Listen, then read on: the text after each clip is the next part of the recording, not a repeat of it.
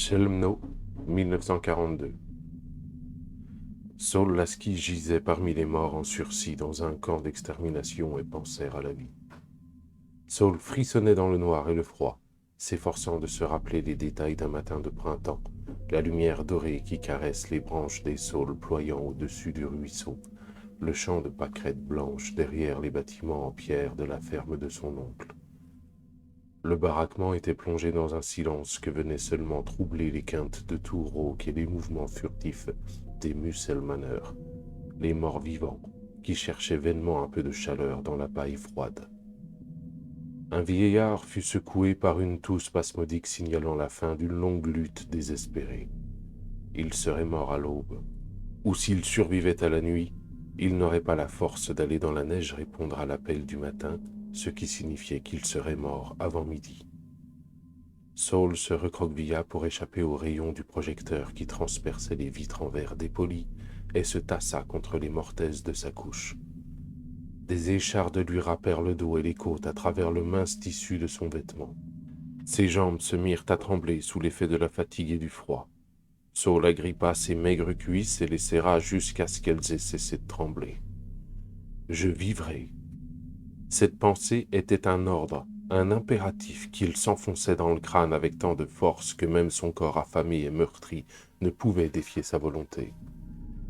Quelques années plus tôt, une éternité plus tôt, oncle Moche avait promis au jeune Saul de l'emmener à la pêche près de sa ferme de Cracovie, et Saul avait trouvé un truc pour se lever à l'heure. Juste avant de s'endormir, il imaginait un galet bien lisse sur lequel il écrivait l'heure précise à laquelle il souhaitait se réveiller. Puis il laissait tomber le galet dans une mare limpide et le regardait en esprit se poser doucement au fond de l'eau. Le lendemain matin, il se réveillait toujours au moment voulu, alerte, vivant, respirant l'air frais du matin et savourant le silence qui précédait l'aube avant que le réveil de son frère et de ses sœurs ne vienne en rompre la fragile perfection. Je vivrai. Saul ferma les yeux de toutes ses forces et regarda le galet sombrer dans l'eau claire. Son corps se remit à trembler et il pressa son dos contre les angles durs de la planche. Pour la millième fois, il essaya de se nicher au creux de la paille. Son pauvre lit était beaucoup plus confortable lorsque le vieux monsieur Chistruc et le jeune Ibrahim le partageaient avec lui. Mais Ibrahim avait été fusillé à la mine et monsieur Chistruc était mort 2 jours plus tôt, à la carrière. Il s'était assis par terre et avait refusé de se lever, même lorsque Gluex, le chef des SS, avait lâché son chien. Le vieil homme avait agité les bras dans un geste presque joyeux, pitoyable adieu adressé au prisonnier qui observait la scène, et le berger allemand l'avait égorgé 5 secondes plus tard. « Je vivrai ». Cette pensée avait un rythme propre qui transcendait les mots, le langage. Cette pensée servait de contrepoids à tout ce que Saul avait vu et vécu durant les 5 mois qu'il avait passés au camp. Je vivrai.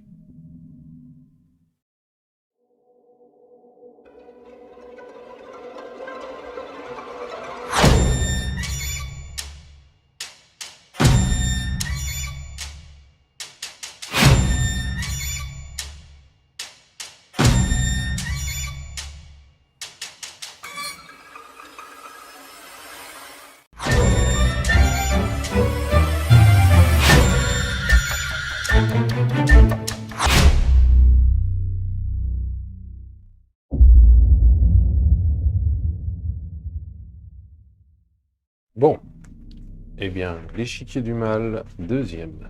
Pour toi, la vidéo commence, mais moi, c'est la 2e fois que j'enregistre. La première fois, il y a eu un décalage audio-vidéo, mais pas un décalage linéaire que j'aurais pu corriger, un décalage qui est là, puis qui est plus là, puis qui est là, puis qui est plus là. On adore. Bref, bonjour, bienvenue sur cette chaîne. Merci à toi de passer une tête dans le coin. Aujourd'hui, programme chargé, car je vais te parler d'un pavé de près de 1200 pages. L'échiquier du mal de Dan Simmons. Un roman fantastique sorti en 1989, comme moi, aux États-Unis, puis en 1992 pour la version française, traduit par Jean-Daniel Brech. Le titre original, Carrion Comfort, qu'on pourrait traduire par Putride Réconfort ou Immonde Réconfort, fait référence à un poème du même titre, écrit dans les années 1885 par Gérard Manley Hopkins. Ce poème décrit les efforts fournis par l'auteur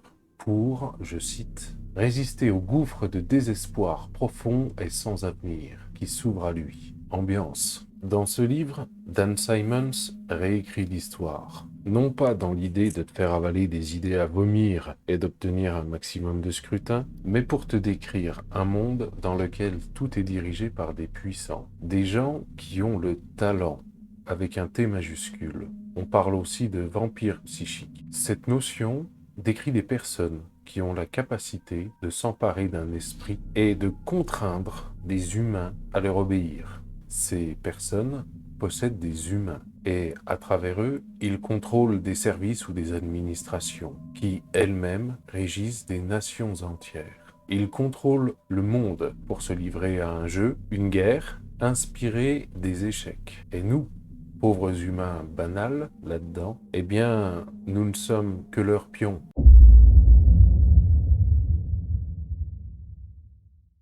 Saul Lasky est un juif polonais incarcéré au camp de concentration de Chełmno. Un soir, le colonel SS Wilhelm von Borchert, appelé plus simplement l'Oberst, qui se traduit par colonel en allemand, prend une poignée de prisonniers et les emmène dans un grand château situé dans une forêt à proximité du camp. Là, dans ce château, sur le sol, un échiquier géant. Chaque prisonnier prend la place d'une pièce sur l'échiquier. Pas de leur plein gré, évidemment. Ils y sont contraints par deux hommes qui ont pris le contrôle de leurs esprits. La partie d'échecs commence. Saul est un pion. S'il se fait prendre, il est exécuté.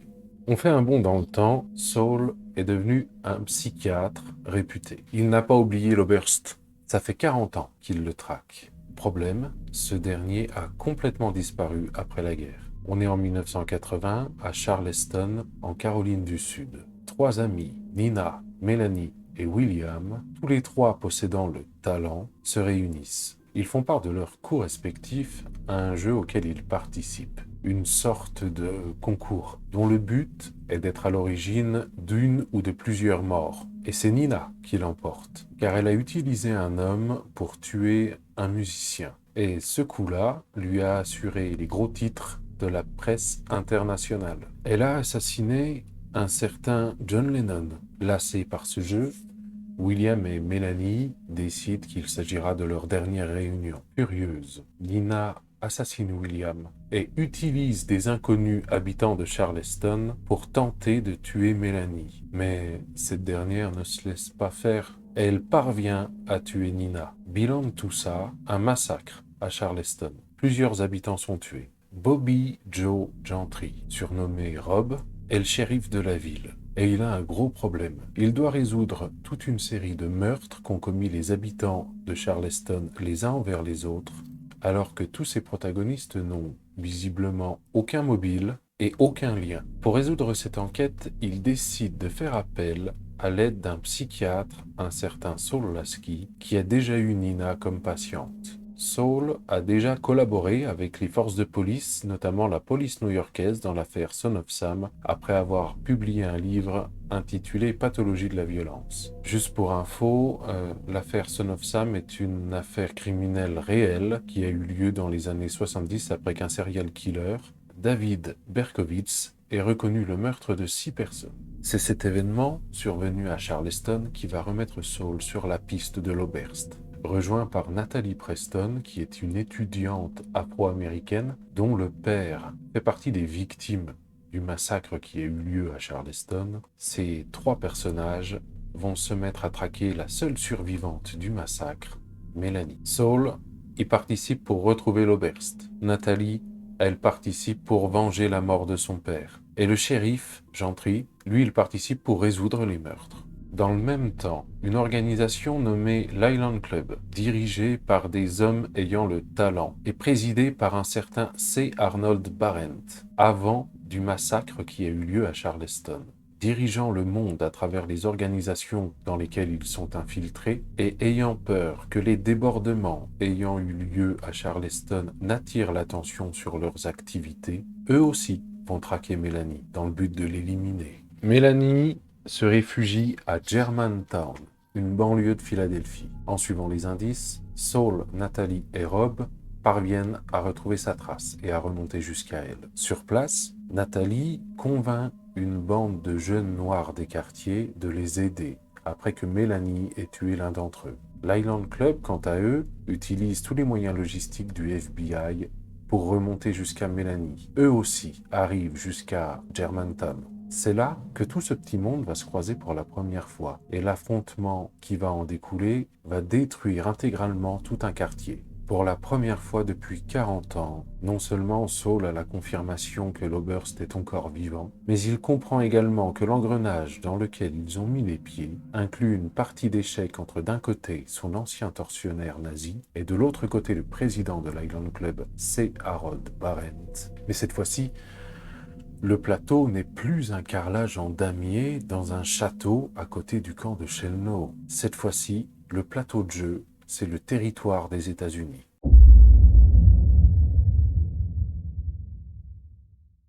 En fait, durant ma lecture, je suis passé un petit peu de toutes les couleurs. Et c'est principalement à cause d'une erreur que j'ai faite. C'est un pavé.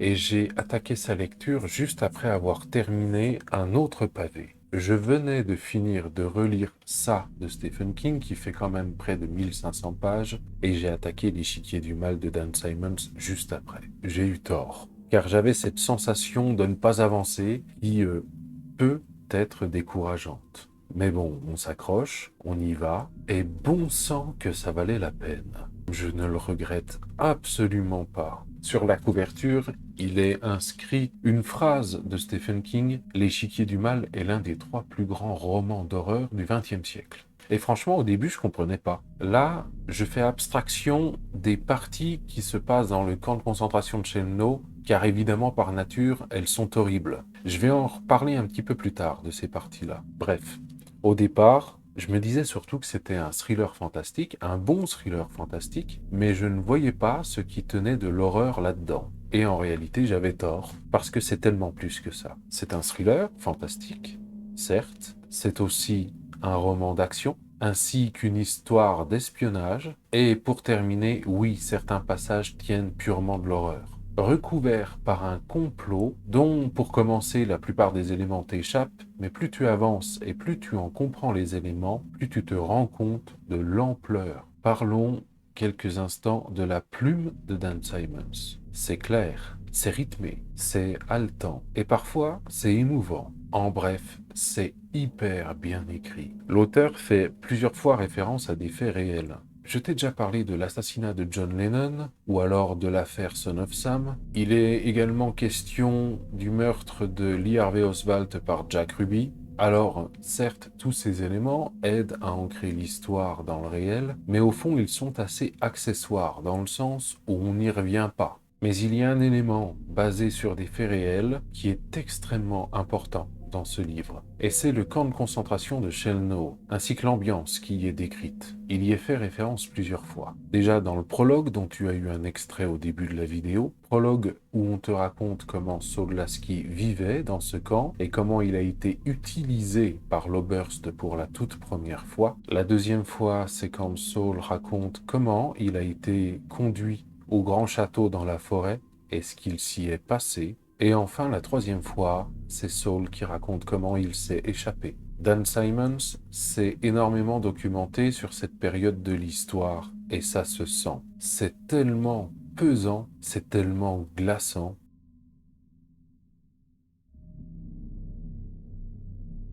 Dans ce livre, tu vas également trouver une critique des élites. Les personnages possédant le talent sont soit riches, soit haut placés dans leur hiérarchie. Ils pèsent dans le game, mais en fait, eh bien, ils s'emmerdent. Tous leurs besoins matériels sont assouvis. Et la seule chose qui les émoustille encore un peu, c'est le meurtre. Et pour ça, ils sont sadiques et extrêmement cruels. Ils n'ont aucune limite. Et de par leur position, ils savent qu'ils n'auront de compte à rendre à personne. Ils ne courent aucun danger. L'histoire se passe pendant les années 1980 et 1981 aux États-Unis. Il s'agit d'une époque où certaines personnes affirmaient haut et fort que le racisme tenait de la liberté d'opinion et la liberté de penser, et qu'au fond, ils avaient le droit s'ils avaient envie. Ah bon? Il y en a encore? Certains chapitres sont écrits à la première personne et t'expose le point de vue de Mélanie. Et bon sang comme elle est raciste. À elle, le moins qu'on puisse dire, c'est que les Noirs, elle les aime pas, hein. Énorme critique du racisme inscrit dans la société, dans les chapitres écrits à travers le prisme de Mélanie. D'ailleurs, je crois, j'en suis pas persuadé, elle n'utilise jamais le mot noir. Elle a tout un tas de noms et de qualificatifs dont pas mal commencent par la lettre N avec plusieurs variants, mais le mot noir, je crois que c'est pas dans son vocabulaire. Et ça va vraiment très loin. Après, elle n'est pas la seule, parce que lorsqu'un jeune noir est assassiné, on se rend compte que les autorités locales, en fait, s'en balancent complètement. Après, ce livre est sorti en 1989. Mais il faut dire que lorsque je vois l'histoire de George Floyd, je me dis que finalement ce problème-là n'est peut-être pas lié à une époque. Et quand j'entends certains propos de candidats à la présidence de la République, je me dis que le problème n'est peut-être même pas lié qu'aux États-Unis. Dans les dénonciations, il y en a d'autres. Tu as le prosélytisme religieux qui utilise la télévision ou les médias en général dans le but d'un enrichissement personnel, les guerres de gangs et la lutte des classes qui conduisent à la délinquance et la violence, le patriarcat, puisque tous les postes importants et influents sont tenus par des hommes, également la critique du rapport de soumission homme-femme, puisqu'un producteur hollywoodien utilise clairement son influence et son talent pour prendre le contrôle de jeunes actrices afin d'assouvir toutes ses envies sexuelles, tout en les menaçant, bien évidemment, de mettre fin à leur carrière prématurément si jamais elles parlent. Oui, oui, 30 ans avant l'affaire Weinstein, et franchement j'en passe. Ça te décrit une société qui est tellement dégueulasse, mais en même temps, ça existe. Ce récit est vraiment riche, sincèrement c'est le mot. Ce livre est divisé en 3 parties. D'ailleurs, parties dont les titres s'inspirent de phases de jeu aux échecs. Livre premier, ouverture. Livre deuxième, milieu de partie. Livre troisième, finale. Tu pourrais avoir dans l'idée de lire la première partie et de remettre à plus tard les 2 autres. Avis perso, ne fais pas ça. C'est une mauvaise idée. Tu vas décrocher. Si je dois trouver un point négatif, je te parlerai du nombre de personnages. Plus l'histoire avance, plus ils sont nombreux. Alors, j'ai fini par m'en sortir, mais à plusieurs reprises, il a fallu que je fasse machine arrière dans ma lecture pour essayer de bien saisir qui est qui fait quoi et quels sont les liens entre eux. Ça aurait pu être un problème si après avoir fait l'effort de te concentrer sur ce qui t'est raconté, tu ne finissais pas par être récompensé. Et récompensé, je crois que c'est ça le mot. Mais avant la récompense, il y a quand même le temps de l'effort. L'échiquier du mal de Dan Simmons est un livre qui se mérite. Si tu fais l'effort de t'y mettre, si tu fais l'effort de détricoter tous les éléments qui te sont amenés, alors tu seras récompensé. Mais attention, ne me fais pas dire ce que je n'ai pas dit. L'histoire est riche, l'histoire est complexe, mais elle n'est pas compliquée.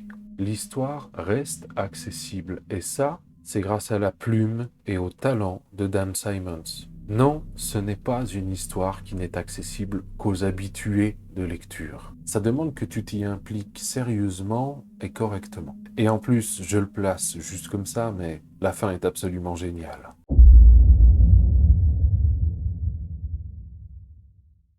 Tu l'as sans doute deviné, mais ce livre, je te le conseille à fond. En réalité, je l'avais ajouté à ma wishlist et j'allais le prendre. Je n'en avais parlé à personne et le hasard a fait que quelqu'un me l'a offert à Noël.